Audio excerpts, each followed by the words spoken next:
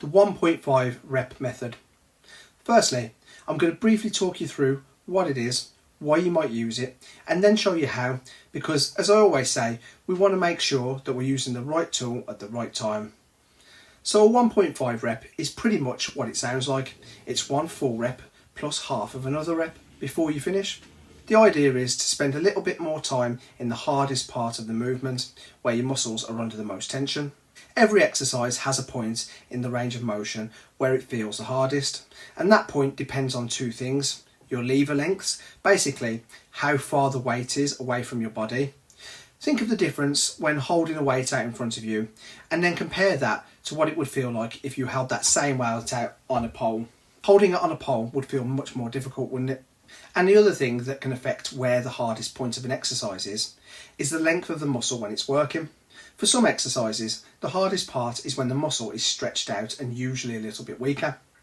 And for others, it might be where the muscle is shortest, because that weight might still be further away from your body. If you're struggling with this concept, don't worry too much, because you'll usually be able to feel where an exercise is most difficult anyway. So when we use a 1.5 rep method, we want that extra half rep to happen where the movement challenges us most. Let's take a look at what that actually looks like in real life. I'll start with the dumbbell lateral raise. Here, the hardest part of the lift is the top half, when the dumbbells are farthest away from your body and your arms are outstretched. So I'll lift all the way up to the top, then lower halfway down, then back up again, and finally return the weights to the bottom, and that's one rep. Up, halfway down, up again, then down. And that little extra half rep keeps the shoulders under tension for longer without needing to go heavier. Now with a bicep curl, it's the opposite. The hardest part is when the weight is furthest away from your body, so around halfway. After that, it's getting closer to your body, no matter if you're going up or down. In this case, the bottom half of the curl is harder, because your bicep will be stretched out and weaker at the bottom. So here, I'll begin at the bottom, come halfway up to where the exercise is the toughest, and then lower back down to the bottom, and then up again. Again, that bottom half is the toughest part, so that's where we add our extra work.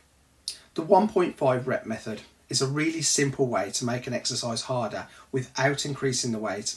It forces you to slow down, control the movement, and spend more time under tension, which is great for building muscle and improving technique. You can use this method on loads of exercises. Just think about where the hardest part of the lift is and make that your half rep. So that's the 1.5 rep method. Simple, but really effective.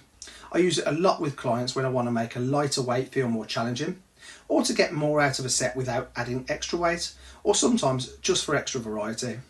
Hopefully that gives you a few more ideas that you can try in your own training.